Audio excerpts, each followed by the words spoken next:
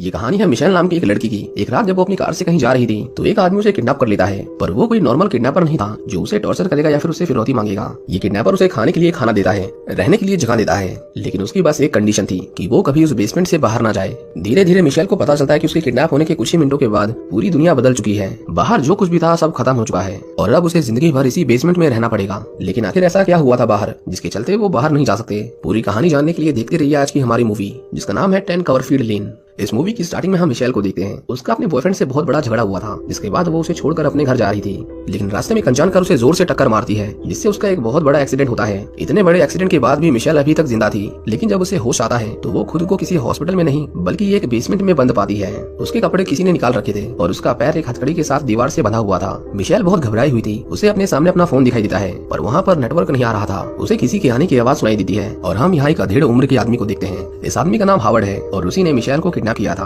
Michel उसे कहती है कि वो उसे छोड़ दे, वो किसी को भी इसके बारे में नहीं बताएगी, पर हावर्ड उसे शांत रहने और खुद का ध्यान रखने को कहता है। यहाँ तक कि उसने उसे हथकड़ियों की चाबियां भी दे दी थी। इसके बाद हम देखते हैं कि मिशेल अपने वॉकिंग स्टिक्स को छीलकर एक हथियार बनाती है और हावर्ड को मारकर वहाँ से भागने के बारे में सोचती है। वो उसके वापस लौटने का इंतजार करती है और उसके आते ही उस पर हमला करती है, पर उसका ये प्लान फेल हो जाता है क्योंकि हावर्ड उसे बहुत ज्यादा पावरफुल था। हावर्ड उसे कहता है कि मैंने तुम्हारी जान बचाई है, इसलिए तुम्हें मुझे थैंक यू कहना चाहिए और दोबारा गलती से भी ऐसा मत करना। हावर्ड उसे बताता है कि हमारे अर्थ पर किसी तरह का अटैक हुआ है जो न्यूक्लियर हमले से भी बड़ा है, जिसकी वजह से बाहर की हवा में इतना पॉल्यूशन है कि अब कोई भी जिंदा नहीं बचा। मिशेल को उसकी बातों पर विश्वास नहीं होता, और होता भी कैसे क्योंकि कुछ देर पहले तो सब कुछ ठीक था और अचानक से इतना बड़ा हमला मुमकिन ही नहीं है। पर फिर भी इतना सब कुछ होते हुए भी मिशेल उसकी हाँ में हाँ मिलाती है क्योंकि उसे नहीं पता था कि हावर्ड कैसा आदमी है। कुछ दिनों के बाद जब वो चलने लायक हो जाती है तो वो उस बेसमेंट के कमरे से बाहर आती है। यहाँ पर हमें पता चलता है कि वो वहाँ पर अकेली नहीं थी। हम यहाँ पर एमेट नाम के एक लड़के को देखते हैं। एमेट मिशेल से बहुत फ्रैंकली बात कर रहा था जो हावर्ड को बिल्कुल पसंद नहीं आता और वो उसे मिशेल से दूर रहने के लिए कहता है। इसके बाद मिशेल वॉशरूम जाती है पर हावर्ड दरवाजे से हटने के लिए तैयार नहीं था क्योंकि उसे मिशेल पर भरोसा नहीं है।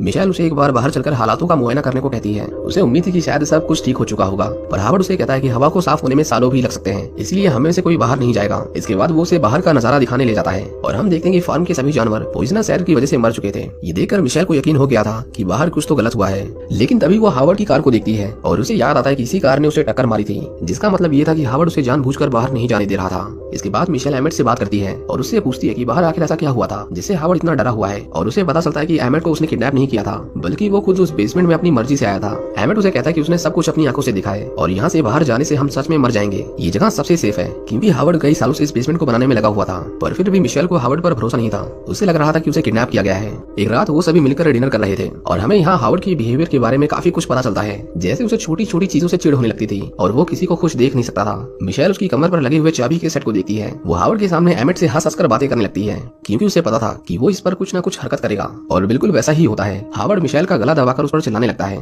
क्योंकि उसे लगा कि वो दोनों उसके बनाए हुए रूल्स फॉलो नहीं कर रहे थे। इसी मौके का फायदा उठाकर मिशेल उसकी चाबियां चोरी कर लेती है और हावर्ड को मारकर वहाँ से भागने लगती है। वहाँ के एक एक दरवाजे पर तीन तीन ताले लगे हुए थे। वो किसी तरह उन्हें खोलकर बाहर की ओर आती है। उसे बाहर एक कार दिखाई देती है जिसकी हेडलाइट्स जल रही थी। वो तुरंत गेट को खोलने लगती है, लेकिन हावर्ड उसे बार बार गेट न खोलने की रिक्वेस्ट कर रहा था। लेकिन तभी हम एक लेडी को देखते हैं जिसका चेहरा पूरा खराब हो चुका था और उसकी स्किन निकल रही थी, जो शायद बाहर की हवा की वजह से हुआ होगा। वो मिशेल से गेट खोलने के लिए कहती है, लेकिन वो बहुत घबरा गई थी क्योंकि हावर्ड उसे पीछे से चिल्ला चिल्लाकर गेट खोलने के लिए मना कर रहा था। हम देखते हैं कि वो लेडी दरवाजे पर अपना सिर पीट पीट कर उसे तोड़ने की कोशिश करती है और आखिर में मिशेल को वापस बेसमेंट में आना पड़ता है। वो ये सब देखकर बहुत डर गई थी। ना तो उसे हावर्ड के साथ रहना पसंद था और ना ही वो बाहर जा सकती थी। हावर्ड उसके पास आता है और उसे कहता है कि उसने ही उसकी कार को टक्कर मारी थी, पर इसलिए नहीं कि वो ऐसा करना चाहता था, बल्कि इसलिए क्योंकि बेसमेंट तक आने के लिए वो बहुत तेजी से ड्राइव कर रहा था, जिसके चलते उसने मिशेल की कार को ठोक दिया।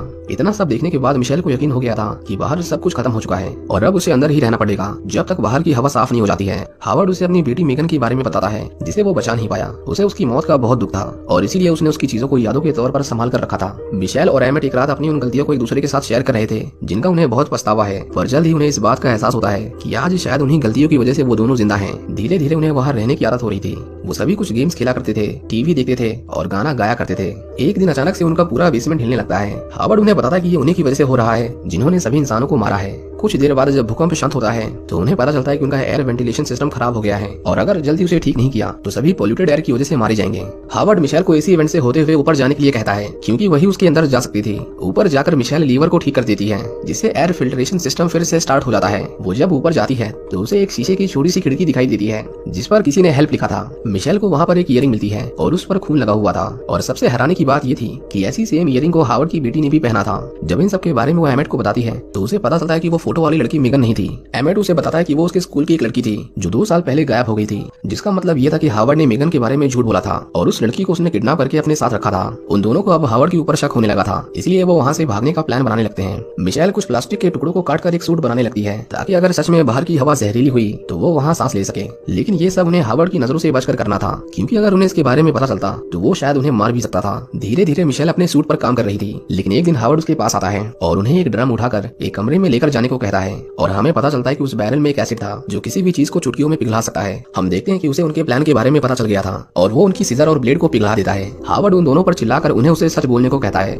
एमेट को लगा कि वो ज्यादा से ज्यादा क्या ही कर लेगा, इसीलिए वो उसे सच बोल देता है कि वो उसकी गन को चोरी करने वाला था ताकि मिशेल उसकी भी वैसे ही इज्जत करे जैसे वो उसकी करती है। वो हावर्ड से इसके लिए माफी मांगता है, लेकिन उसे पता नहीं था कि हावर्ड एक नंबर का पागल आदमी था। वो ये सुनते ही उसे गोली मार देता है। मिशेल ये देखकर डर के मारे सहम गई थी। उसे यकीन ही नहीं होता कि हावर्ड इतना बेरहम हो सकता है। हावर्ड उसे फिर से बेसमेंट के उसे रूम में लॉक कर देता है ताकि वो बाहर ना आ सके।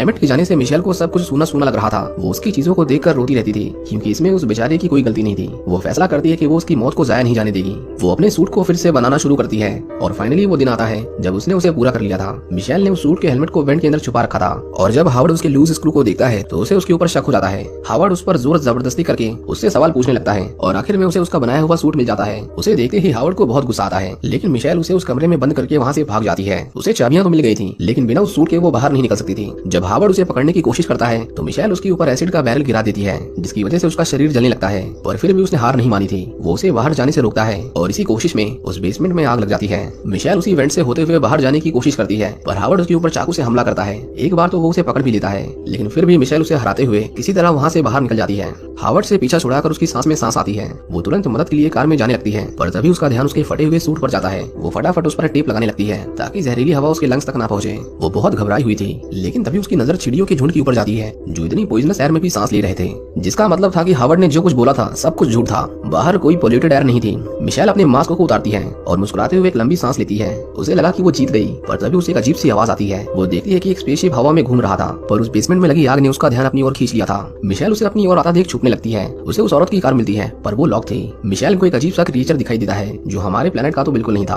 उसे वहाँ उसके होने की भनक पड़ गई थी, इसलिए वो उस औरत की लाश से चाबी को उठाकर वहाँ से भागने लगती है। उसे एक चमकीली रोशनी दिखाई देती है। उसे लगा कि कोई उसकी मदद करने आया है, लेकिन ऐसा नहीं था। ये वही स्पेसशिप था जो इस बार वहाँ हवा में पॉइजन फैलाने लगता है। मिशेल भागकर तुरंत अपने हेलमेट को ढूंढती है और उसे पहनकर अपने चेहरे को पूरी तरह से कवर कर लेती है, लेकिन वो एलियंस उसके पीछे पड़े हुए थे। वो उसकी कार समेत उसे निगलने वाले थे, लेकिन तभी मिशेल को वहाँ एक वाइन की बोतल मिलती है, जिससे वो एक मोलोटोव कॉकटेल बनाकर उस एलियन के मुंह में फेंक देती है। इससे एक बहुत बड़ा धमाका होता है और वो शिप क्रैश करके डिस्ट्रॉय हो जाता है। मिशेल कार समेत नीचे गिर जाती है, लेकिन खुशकिस्मती से वो जिंदा थी। वो उस औरत की कार को लेकर वहाँ से निकल जाती है और थोड़ी दूर चलते ही उस कार के रेडियो में उसे एक अनाउंसमेंट सुनाई देता है, जिससे उससे पता चलता है कि इंसानों को उन एलियन से बचने के लिए सेफ जगह मिल गई है। मिशेल के पास 2 ऑप्शन थे, या तो वो सीधे जाती जहाँ पर सभी इंसान जा रहे थे, या फिर वो वापस अपने शहर में जाती जहाँ अभी भी कुछ लोग जिंदा थे। मिशेल शहर की ओर जाने लगती है क्योंकि अब उसे पता था कि इस तरह के हालातों से बचकर निकलने में कैसा महसूस होता है। इसी के साथ ये कहानी यहीं खत्म हो जाती है। उम्मीद करता हूँ कि आपको ये मूवी पसंद आई होगी। Thank you for watching.